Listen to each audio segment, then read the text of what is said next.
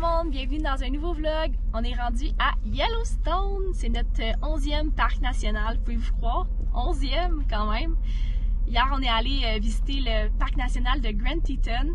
C'était vraiment beau, je vais vous mettre des images à l'instant. Comme vous pouvez voir, il y a beaucoup de neige dans ce parc national-là. Les montagnes, c'est super impressionnant. En fait, tout le long du parc national, on longe une grosse côte de montagnes, de glaciers. C'est vraiment impressionnant. On s'est essayé de faire une petite randonnée, mais il y avait beaucoup trop de neige dans le sentier, puis on n'était pas bien équipés, donc on a rebroussé chemin.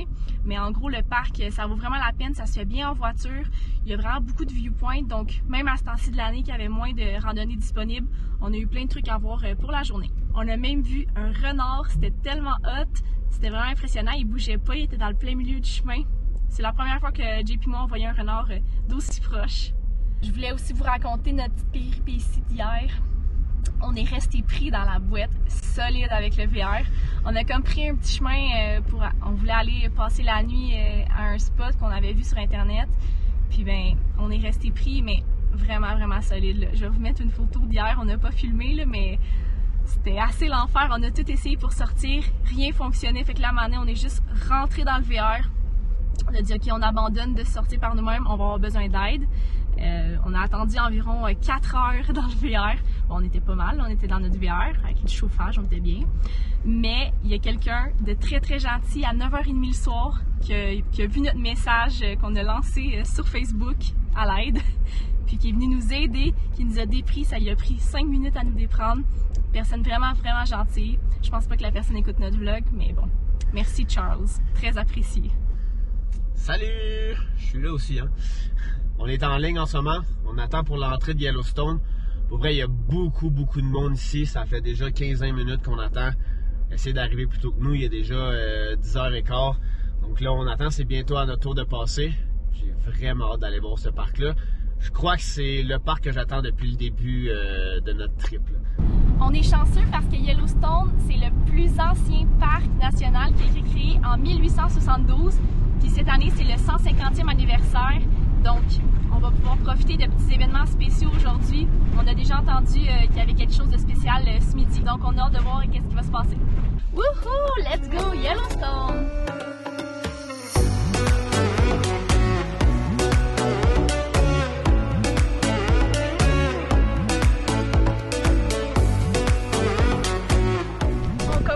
Highlight, le Old Faithful Geyser. C'est un geyser qui est vraiment connu ici. Puis c'est des heures précises qu'ils nous donnent pour l'éruption. Puis là, la prochaine devrait être à peu près dans 5 minutes, donc on va s'approcher pour pas manquer ça. Ce qu'il y a, c'est qu'à l'entrée du Visitor Center, on fait le Visitor Center en plus, il est juste en face du geyser. Il est marqué la prochaine heure, ça disait 12h47, puis il est environ 12h40. Donc on est arrivé juste à temps, on espérait pas le manquer puis devoir attendre 1 heure et 1 heure et demie parce qu'ils disent que c'est environ entre 60 et 90 minutes entre chaque éruption. Donc là, avant que je le manque, je vais filmer ça. C'est une attraction très touristique, comme vous pouvez voir.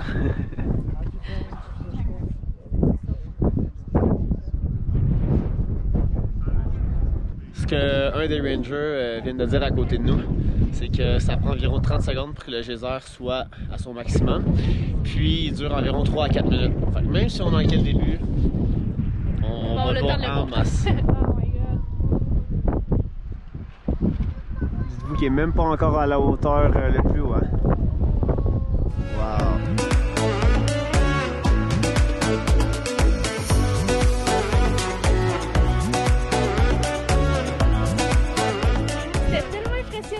C'était malade pour vrai.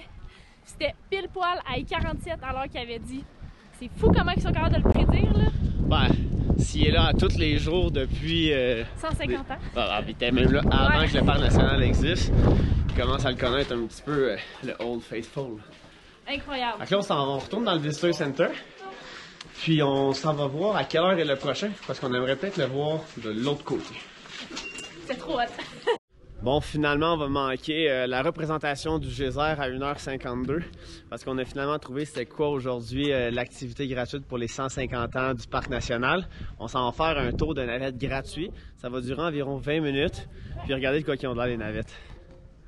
Ils sont juste trop malades. que notre chauffeur vient de dire, c'est que la dernière fois qu'ils ont sorti ces véhicules-là, c'était pour le 125e du parc. Ça fait 25 ans qu'ils n'ont pas roulé, donc il est sorti seulement pour les anniversaires du parc. Puis dans un film qui est sorti. Bon, j'ai pas trop compris quel film, puis je l'ai pas vu malheureusement. Ça veut dire que c'est assez spécial comme événement qu'on puisse embarquer dans ces navettes-là parce qu'ils sortent quasiment jamais. C'est 12 personnes à la fois en plus, donc il n'y a pas grand monde qui embarque là-dedans. C'est quand même hot. Ah, je me compte chanceux d'être là aujourd'hui. Ouais.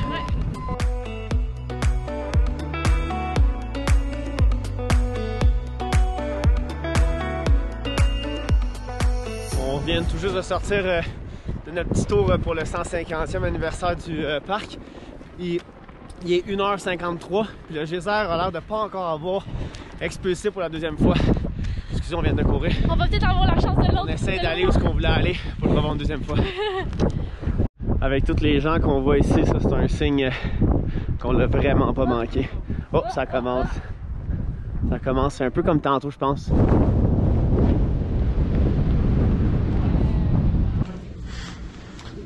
Qu'est-ce qu'on s'en va faire là? On s'en va voir une projection sur Yellowstone, fait qu'on va avoir plein d'informations. Puis, il y a personne. Encore une fois, un cinéma sans personne. Qu'est-ce qui se passe? VIP all the way. Ça commence. Mais la question c'est, il est où le popcorn?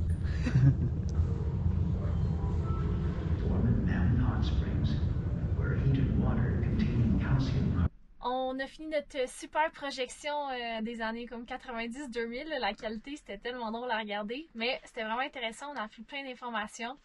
Je vais vous laisser Jay vous dire la première information. Puis après ça, on mange. Une des premières informations qu'on va vous donner tout de suite, parce que les autres, on aimerait ça vous les donner peut-être même avec des images en même temps, c'est que ici à Yellowstone, c'est l'endroit au monde où il y a le plus de geysers. Ça comprend pratiquement le 2/3 des geysers au monde. C'est vraiment cool d'être ici. Donc on a vraiment hâte de vous donner plus d'infos après avoir mangé un petit snack.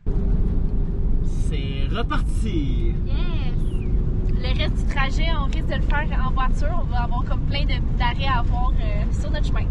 Ratez pas ça parce que ça va être super. C'est juste le début là. Ouais. Le Haute Info, ce n'est que le début du parc.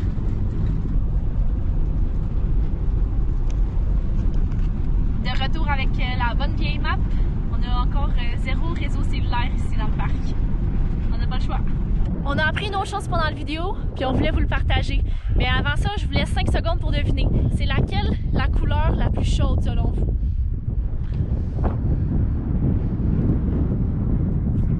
Ben, c'est la bleue. On était étonnés, on pensait que ça allait être comme la rouge, que ça fait couleur chaud. Mais non, c'est la couleur bleue qui peut atteindre jusqu'à 100 degrés Celsius. Ça n'a pas de sens. On se baigne pas là-dedans.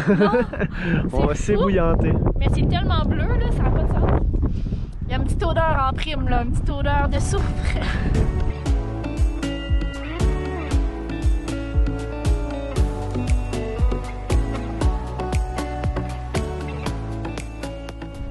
Comme Myriam m'a dit, l'odeur est vraiment forte, surtout que le vent vient toujours nous pousser les bourrasques au visage.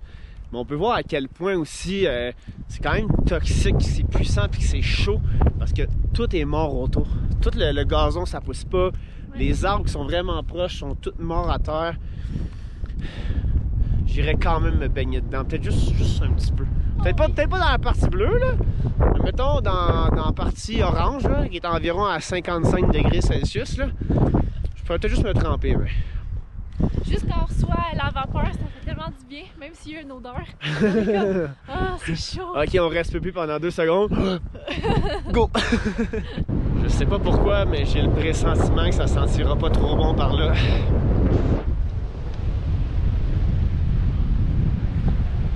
C'est intense!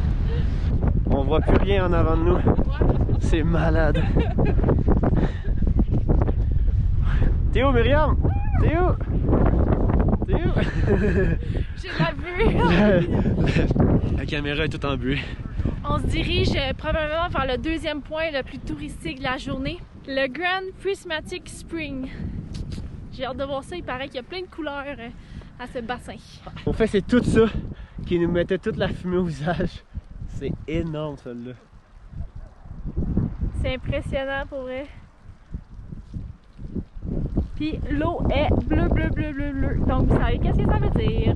C'est pas froid.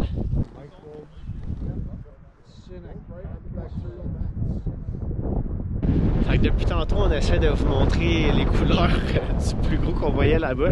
Finalement, on a réussi. Il y en a un plus petit, mais on voit super bien les couleurs. Là.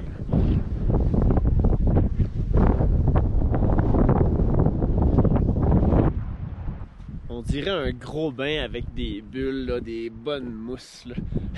C'est comme vivant de partout. Ça pop, puis des fois, ça revole vraiment haut. Ouais, c'est quand même hot. Mais t'es pas là, c'est chaud. Non. Et t'en vas vite!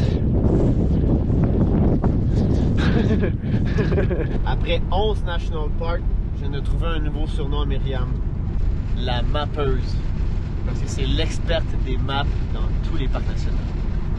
Mais pas des Google Maps par contre. Mais les maps papier, c'est pas mal. On est en direction pour voir notre dernier geyser, le Triste. Norris. Ouais. J'espère qu'il va faire une belle petite éruption juste pour nous et pour vous.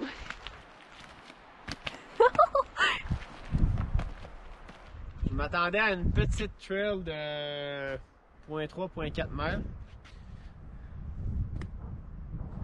Elle va être petite. Mais j'aurais peut-être dû mettre mes souliers. Avec la neige puis les sandales, c'est excellent.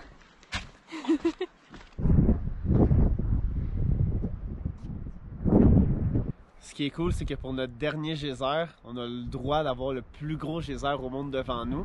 Les éruptions peuvent atteindre 91 mètres de haut. Alors, s'il se met à sauter en ce moment, je pense qu'il va falloir que je cours pour me cacher. Ce qui est plate un peu, c'est que les éruptions sont imprédictibles. Donc, ils ne savent pas si c'est dans 30 minutes, 1 heure ou même 2 jours pour les éruptions. Donc, je pense qu'on ne restera pas ici bien longtemps. Mais c'est vraiment cool de pouvoir l'avoir vu en vrai.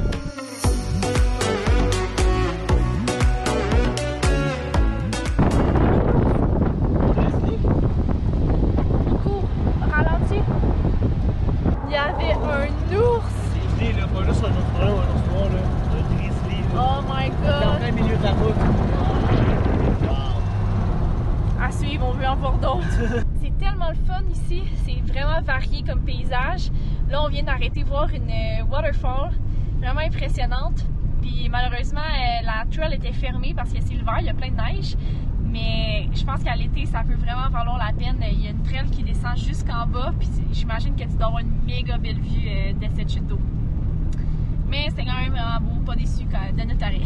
On est maintenant à notre dernier arrêt au mode volcano. J'ai vraiment hâte d'aller voir ça, ça va être différent un peu des autres.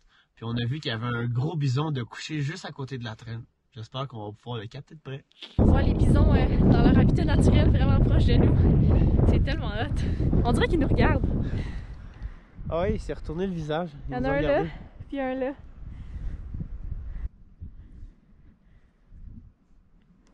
Voici le mode volcano. Assez hot. Moins hot que les bisons, mais assez hot. Juste à côté du volcano mode, on a la Dragon Mouth juste à côté, la bouche du dragon. On peut comprendre facilement pourquoi il l'appelle comme ça. Il y a de la fumée constamment qui sort du trou. Puis le bruit aussi que ça fait, ouais, genre... c'est... Comme si le dragon il crachait. Ah mais le dragon il est pas content là. On devrait peut-être se sauver. C'est maintenant l'heure de partir de notre nouveau parc national préféré. Pour vrai, avec tout ce qu'on a vu puis vécu aujourd'hui ici, on n'avait pas le choix de donner notre numéro 1. On n'avait pas le choix, Donc si on a une recommandation à vous faire, c'est de passer plus qu'une journée dans le parc. Nous, ouais. on a prévu juste une journée, on s'est pas réservé de camping. Puis, on l'a très bien fait, par contre, on l'a très bien fait. On a bougé rapidement. Mais... on a passé ici, on est arrivé à 10h, on est parti à 7h. On a passé 9h ici dans le parc. Puis on aurait pu clairement dormir, puis repasser une autre journée à voir d'autres trucs. Il y a des routes qu'on n'a même pas faites, des routes complètes, avec vraiment des très belles choses qu'on a vues avec les pamphlets qu'ils nous ont donnés.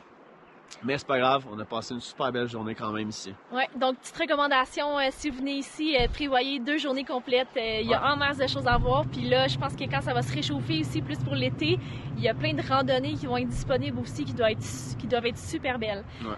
On va se laisser là-dessus. N'oubliez pas de mettre un petit pouce à notre vidéo, vous abonner à notre chaîne si ce n'est pas déjà fait. Partagez la vidéo aussi. Yes! Ciao!